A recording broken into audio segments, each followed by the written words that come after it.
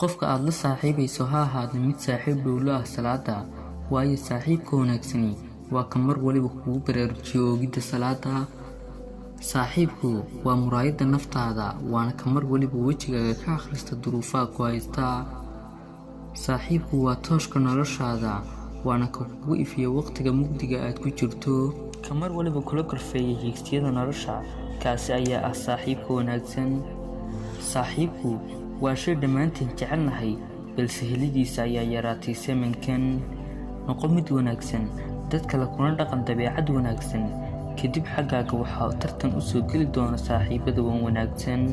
imaam shaafici Allah ka raali ahaaday waxa uu yidhi, haddii aad haysato saaxiib kuu kaalmeeya daacada Allah, ku dadaal inuusan kaa fogaan, waayo in aad saaxiib ka dhigataa way adag tahay, inaad weysaana way fudud tahay. والسلام عليكم ورحمة الله وبركاته.